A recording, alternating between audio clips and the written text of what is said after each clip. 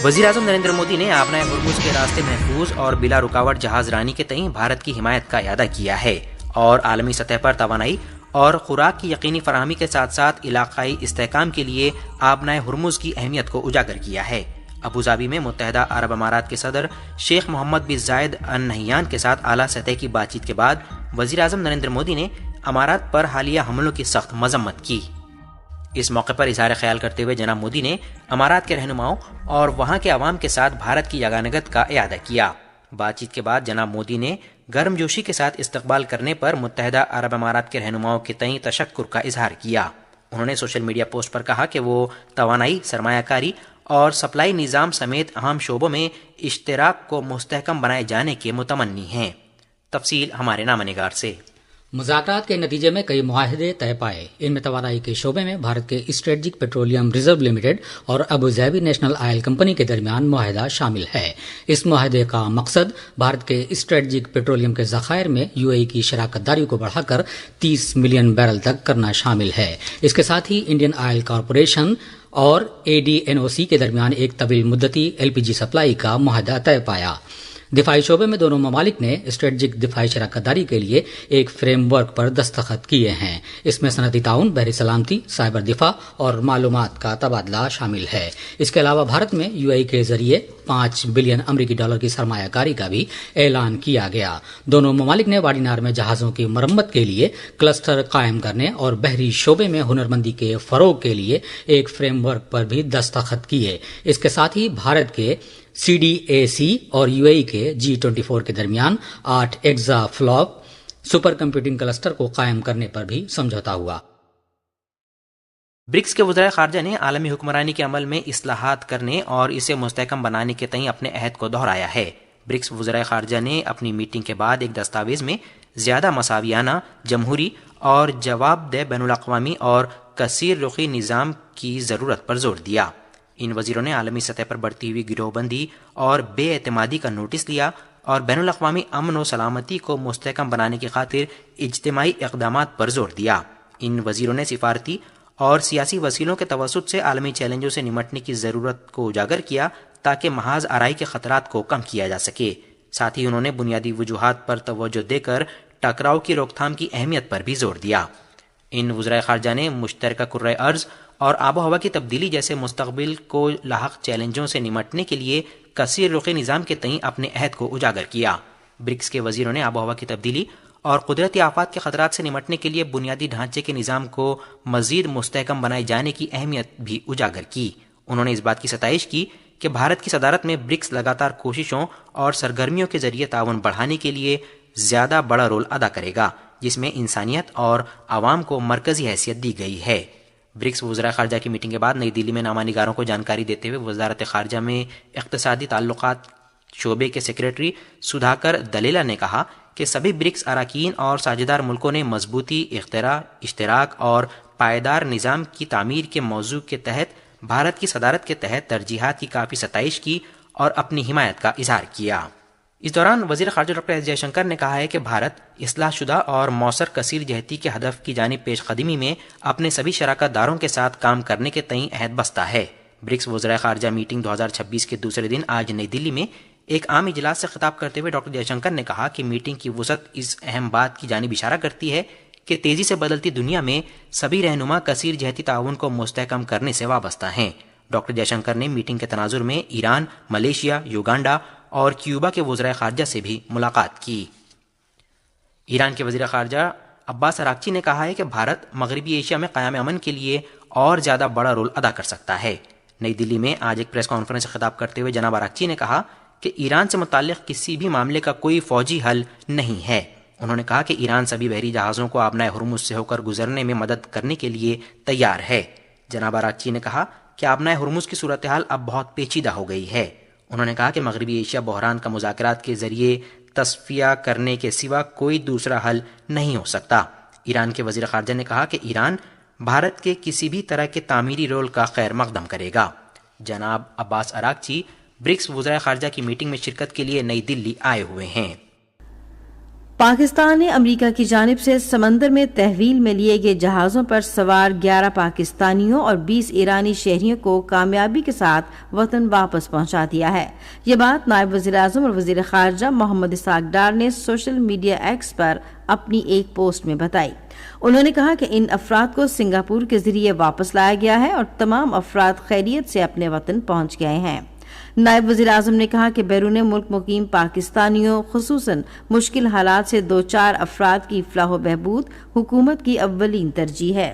انہوں نے سنگاپور کے وزیر خارجہ ویوین بالا کرشنن، وزیر اعظم اور حکومت سنگاپور کا اس تمام عمل میں مسلسل تعاون اور روابط پر دلی شکریہ ادا کیا۔ اسحاق ڈار نے ایرانی وزیر خارجہ عباس اراغچی کا بھی شکریہ ادا کیا، جنہوں نے ایرانی شہریوں کی واپسی کے لیے پاکستان پر اعتماد کیا۔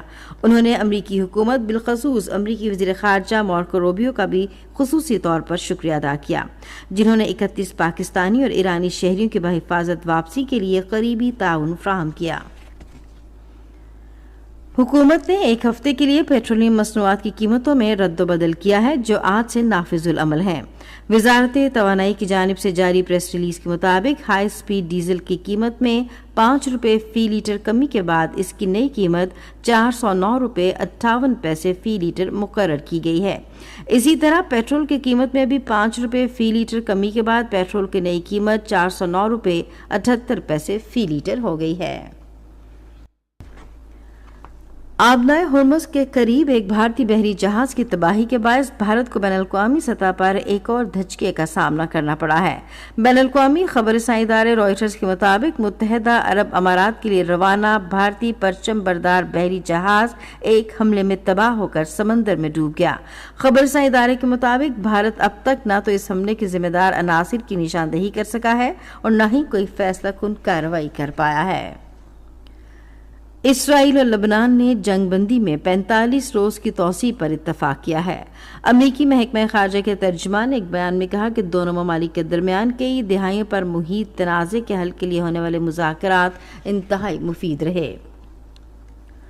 پاکستان اور زمبابوے کی خواتین ٹیموں کے درمیان T20 سیریز میں پاکستان نے زمبابوے کو وائٹ واش کرتے ہوئے رات کراچی میں کھیلے گئے آخری میچ میں 133 رن سے شکست دے دی۔ پہلے بیٹنگ کرتے ہوئے پاکستان نے مقررہ 20 اوورز میں 4 وکٹوں کے نقصان پر 223 رنز بنائے۔ جواب میں زمبابوے کی پوری ٹیم 17.1 اوورز میں 90 رنز بنا کر آؤٹ ہو گئی۔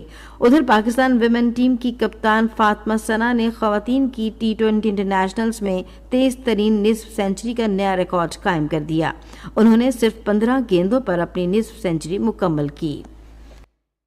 محکمہ موسمیات کی پیشگوئی کے مطابق آئندہ 12 گھنٹوں کے دوران ملک کے بیشتر علاقوں میں موسم گرم اور خشک رہنے کا امکان ہے، تاہم بالائی خیبر پختونخوا، جنوبی وسطی پنجاب، شمال مشرقی بلوچستان، گلگت بلتستان اور کشمیر میں کہیں کہیں تیز ہوائیں چلنے اور گرج چمک کے ساتھ بارش متوقع ہے۔ آج صبح ریکارڈ کیا گیا بعض بڑے شہروں کا درجہ حرارت: اسلام آباد اور Quetta 21 degree centigrade, Lahore 25، Karachi 29، Peshawar 23، Gilgit 13، Murree 15 اور مظفر آباد میں 16 ڈگری سینٹی گریڈ ریکارڈ کیا گیا۔ سری نگر اور اننت ناگ میں مطلع جزوی طور پر ابر آلود رہنے، تیز ہوائیں چلنے اور ہلکی بارش کا امکان ہے۔ لیہ، پلوامہ، شوپیاں اور بارہ مولہ میں مطلع جزوی طور پر ابر آلود، جبکہ جموں میں موسم گرم اور خشک رہے گا۔ آج صبح ریکارڈ کیا گیا درجہ حرارت: سری نگر، پلوامہ اور شوپیاں میں 13 degree centigrade, Jammu 23، Leh 1، Anantnag اور بارہ مولہ میں 14 ڈگری سینٹی گریڈ ریکارڈ کیا گیا۔ امریکی صدر ڈونلڈ ٹرمپ اور ان کے چینی ہم منصب شی جن پنگ نے جمعے کو ٹرمپ کے دورہ بیجنگ کے آخری دن ورکنگ لنچ میں ملاقات کی ہے۔ رہنماؤں نے وسطی بیجنگ میں یونگ نان ہائی کمپاؤنڈ میں ملاقات کی، جہاں چینی رہنماؤں کے دفاتر ہیں۔ امریکی حکام کا کہنا ہے کہ جمعرات کو ہونے والی سربراہی ملاقات کے دوران ٹرمپ اور شی نے دو طرفہ اقتصادی تعاون کو تقویت دینے کے طریقوں پر تبادلہ خیال کیا، جس میں چین میں امریکی کاروباری اداروں کی وسیع تر رسائی اور امریکہ میں مزید چینی سرمایہ کاری شامل ہے۔ چین کا کہنا ہے کہ تجارتی مذاکرات میں پیش رفت ہوئی ہے۔ فاکس نیوز کو انٹرویو دیتے ہوئے ٹرمپ نے کہا کہ شی نے 200 بوئنگ طیاروں کا آرڈر دینے پر اتفاق کیا۔ ٹرمپ نے شی کے حوالے سے کہا کہ وہ آبنائے ہرموز کو کھلا دیکھنا چاہتے ہیں اور وہ ایران کو فوجی ساز و سامان فراہم نہیں کریں گے۔ ٹرمپ نے اسے بڑی کامیابی قرار دیا۔ چین کی وزارت خارجہ نے ایک بیان جاری کیا جس میں کہا گیا ہے کہ شی نے اس بات پر زور دیا کہ تائیوان کا معاملہ چین امریکہ تعلقات میں سب سے زیادہ اہمیت کا حامل ہے۔ شی نے خبردار کیا کہ اگر اس معاملے سے مناسب طریقے سے نہیں نمٹا گیا تو دونوں ممالک کے درمیان ٹکراؤ یہاں تک کہ تنازعات بھی ہوں گے، جس سے پورے تعلقات کو شدید خطرات لاحق ہو جائیں گے۔ امریکہ کے اعلان میں تائیوان کا ذکر نہیں کیا گیا۔ جاپان کی حکومت امریکی صدر ڈونلڈ ٹرمپ اور چینی صدر شی جن پنگ کے درمیان ہونے والی سربراہی ملاقات کی تفصیلات جاننے کے لیے ٹرمپ اور وزیر اعظم تاکائچی سانائے کے مابین ٹیلی فون کال کے انتظامات کر رہی ہے۔ جاپان چاہتا ہے کہ فون پر بات چیت جمعے کو ٹرمپ کے بیجنگ سے روانہ ہو جانے کے بعد ہو۔ جاپانی حکومت کے ایک ذریعے کا کہنا ہے کہ ٹوکیو یہ جاننے کے لیے بے چین ہے کہ امریکی اور چینی فریقین نے تائیوان جیسے علاقہ جاتی مسائل اور نایاب معدنی عناصر پر چین کے برآمدی کنٹرول کے بارے میں کیا بات چیت کی۔ یوکرین کے ہنگامی حالات کے حکام کا کہنا ہے کہ جمعرات تک روس کے بڑے پیمانے پر حملوں میں کیف میں کم از کم 24 افراد ہلاک ہو چکے ہیں، جن میں 3 بچے بھی شامل ہیں۔ یوکرین کی ریاستی ایمرجنسی سروس نے جمعے کو تازہ ترین ہلاکتوں کی تعداد کا اعلان کیا۔ یوکرین کی فضائیہ کا کہنا ہے کہ روسی حملوں میں 675 ڈرون اور 56 میزائل شامل تھے۔ دارالحکومت کے دارنیتسکی ضلع میں ایک میزائل نے ایک اپارٹمنٹ کی عمارت کو تباہ کر دیا۔ پولیس اور امدادی کارکنوں کو ملبہ ہٹا دے لاپتہ رہائشیوں کی تلاش کرتے ہوئے دیکھا گیا۔ روس کا کہنا ہے کہ بڑے پیمانے کی حملے جوابی تھے۔ روسی وزارت دفاع نے جمعرات کو اعلان کیا کہ اس نے ایندھن اور ٹرانسپورٹ کے بنیادی ڈھانچے اور یوکرینی افواج کی مدد کرنے والے دیگر اہداف پر بیلسٹک میزائل اور ڈرون حملے کیے ہیں۔ چین کی وزارت خارجہ کے ترجمان نے ایران کی صورتحال کے حوالے سے صحافیوں کے سوالات کا جواب دیتے ہوئے کہا کہ ایران کے حالات کے بارے میں چین کا موقف بہت واضح ہے۔ یہ جنگ جو سرے سے ہونی ہی نہیں چاہیے تھی، اسے جاری رکھنے کا کوئی جواز نہیں۔ جتنا جلد ممکن ہو مسئلے کا حل تلاش کرنا نہ صرف امریکہ اور ایران بلکہ خطے کے تمام ممالک اور پوری دنیا کے مفاد میں ہے۔ ترجمان نے کہا کہ چین ہمیشہ اس بات پر زور دیتا آیا ہے کہ مذاکرات اور بات چیت ہی درست راستہ ہیں۔ جب مکالمے کا دروازہ کھل چکا ہے تو اسے دوبارہ بند نہیں ہونا چاہیے۔ ایران کے جوہری مسئلے سمیت دیگر معاملات پر فریقین کے تحفظات کو مد نظر رکھتے ہوئے بات چیت اور مشاورت کے ذریعے قابل قبول حل تلاش کیا جانا چاہیے۔ عالمی پیداوار اور سپلائی چین کے استحکام اور روانی کو برقرار رکھنے کے لیے بحری راستوں کو جلد از جلد بحال کیا جانا ضروری ہے۔ اس کے ساتھ ساتھ ایک جامع اور دیر پا جنگ بندی تک فوری طور پر پہنچنا چاہیے تاکہ مشرق وسطیٰ اور خلیجی خطے میں جلد امن و استحکام بحال ہو سکے۔ ترجمان نے زور دے کر کہا کہ جنگ کے آغاز سے ہی چین امن کے قیام کے لیے مسلسل کوششیں کرتا رہا ہے۔ چین اور پاکستان نے خلیج اور مشرق وسطیٰ کے خطے میں امن و استحکام کی بحالی کے لیے مشترکہ طور پر 5 نکاتی اقدام بھی پیش کیا۔